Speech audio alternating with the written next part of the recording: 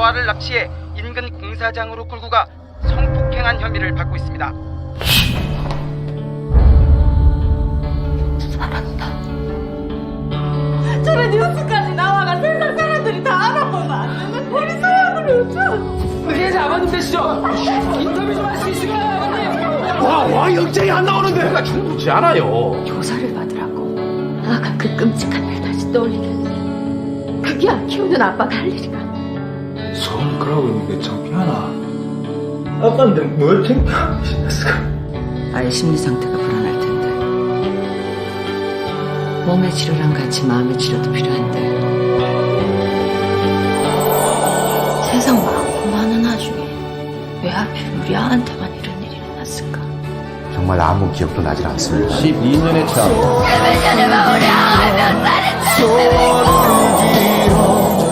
다시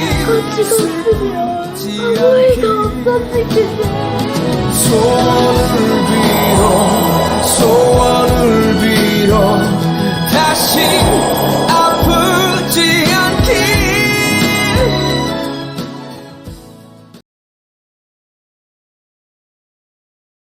Sebuah keluarga kecil yang terdiri dari sang ayah Dong-hun, ibu Min-hee, dan anak perempuannya yang berusia 9 tahun bernama So-won, yang dalam bahasa Inggris berarti hope, wish, atau harapan.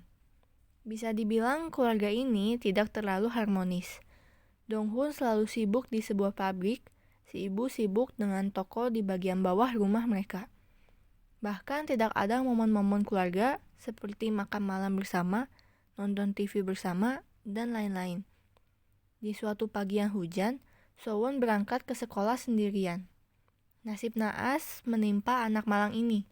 So-won menjadi korban kekerasan dan pelecehan seksual yang membuatnya harus menderita cacat permanen di bagian organ dalamnya. Dong-hun dan Min-hee yang menerima kabar tersebut dari kepolisian dan membuat keduanya syok. Belum lagi media yang mulai mengangkat berita ini. Segala macam usaha dilakukan Dong-hun dan Min-hee untuk menyembuhkan luka fisik dan luka psikis yang dialami So-won. Belum lagi mereka juga harus mengurus tersangka pelecehan pada So-won. Tak hanya luka fisik yang membekas pada anak ini akibat dari tindak kekerasan yang dilakukan tersangka, namun yang lebih parah adalah psikisnya yang sulit untuk sembuh. Yang pertama yang akan saya bahas yaitu orang tua yang bekerja. Carter menyimpulkan bahwa orang tua dengan kondisi kerja yang tidak mendukung, seperti jam kerja panjang, menimbulkan stres, dan tidak adanya otonomi dalam pekerjaan, itu tuh cenderung akan lebih menyulitkan di rumah dan memberikan pola pengasuhan yang kurang efektif. Secara lebih khusus, persahabatan anak-anak memiliki 6 fungsi menurut Gottman dan Parker 1987, yaitu stimulasi. Stimulasi persahabatan memungkinkan anak-anak memperoleh informasi yang menarik, menggairahkan, dan mengasyikkan. Selanjutnya ada dukungan sosial, dukungan fisik, perbandingan sosial, pertemanan, afeksi, dan keakraban. 3. Self-efficacy, yaitu keyakinan bahwa seseorang dapat menguasai sebuah situasi dan memberikan hasil yang menguntungkan, dan hal ini menentukan berhasil tidaknya seorang siswa. Self-efficacy adalah keyakinan bahwa saya bisa. Para siswa dengan self-efficacy yang tinggi akan menggunakan pernyataan seperti, saya tahu bahwa saya akan mampu mempelajari materi pembelajaran yang akan disampaikan di kelas ini. Para siswa dengan self-efficacy yang tinggi cenderung menghabiskan lebih banyak usaha meluangkan waktu lebih banyak untuk mempelajari sebuah tugas dibandingkan para siswa dengan self-efficacy yang lebih rendah. Contohnya seperti saat So-won berusaha menyelesaikan soal matematikanya. Kemudian yang keempat yaitu ada jenis perlakuan yang salah pada anak. Jadi ada 4 tipe child maltreatment menurut National Clearinghouse on Child Abuse and Neglect di tahun 2004. Salah satunya yang akan saya bahas yaitu pengabaian anak yang ditandai oleh kegagalan untuk menyediakan kebutuhan dasar anak, dapat berupa fisik, pendidikan, atau emosi.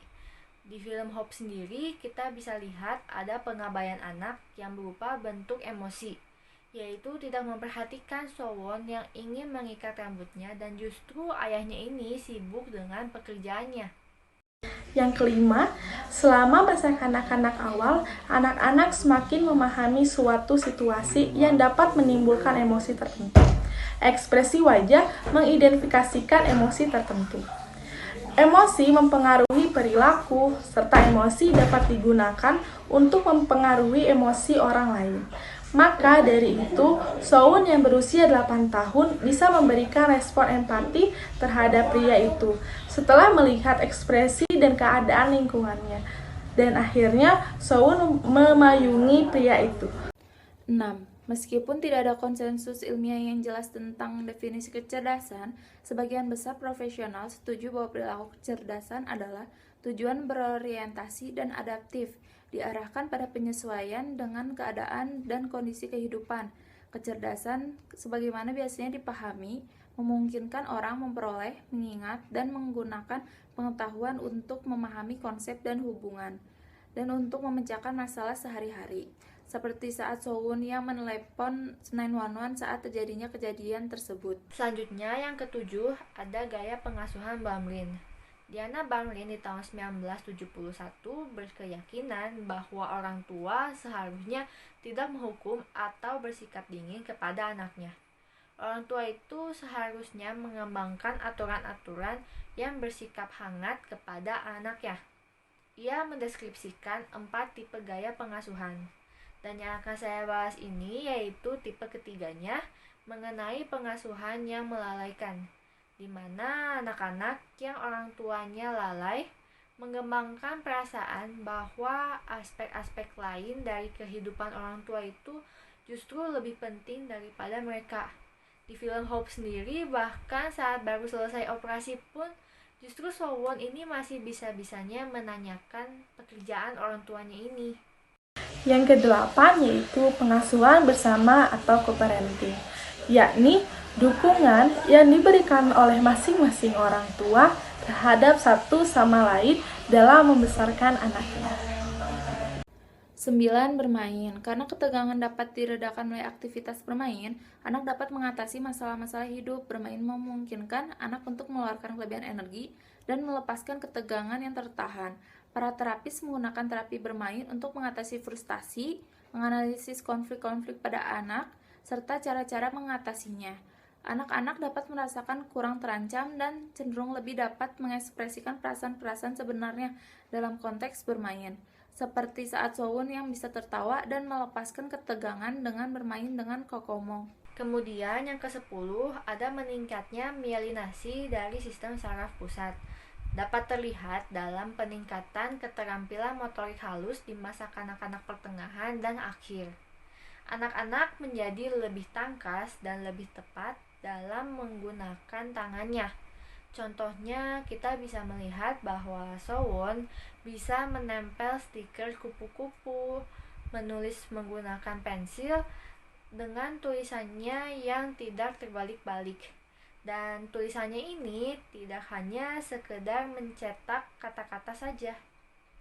Selanjutnya yang ke-11, ada beberapa aspek penting dari berpikir, yaitu berpikir secara kritis dan rasa waspada, penuh perhatian, dan fleksibel secara kognitif dalam menjalani aktivitas dan tugas sehari-hari merupakan aspek yang sangat penting di sini.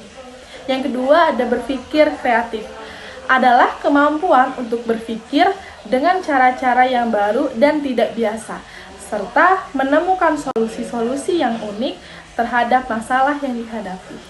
12. Urutan lahir. Dalam suatu penelitian ditemukan bahwa setelah anak kedua lahir, ibu biasanya cenderung menjadi lebih kurang menghabiskan waktu bersama anak pertamanya.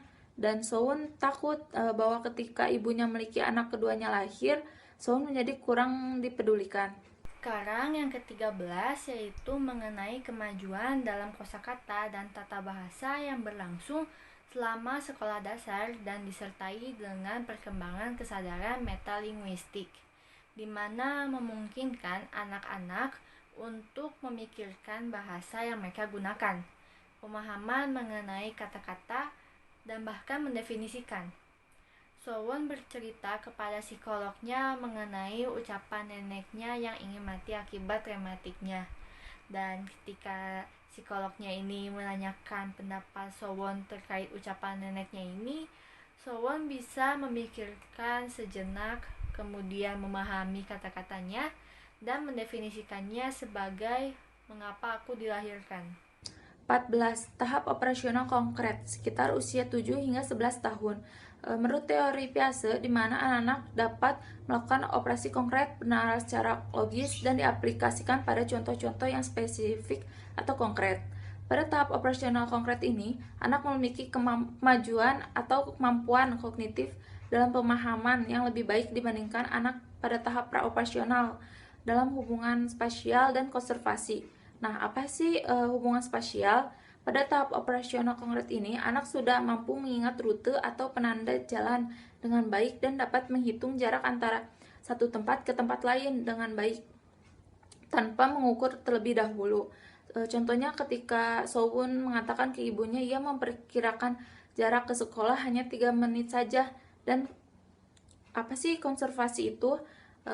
Yaitu anak mampu menyimpulkan suatu tahap melihat, mengukur, atau menimbang objeknya secara langsung, seperti Sowon menyimpulkan bila adanya lahir nanti mamanya lebih sayang ke adiknya, namun hal itu belum tentu terjadi karena adiknya belum lahir sama belum dilihat. 15. Seberapa tepat sih memori jangka panjang pada anak-anak?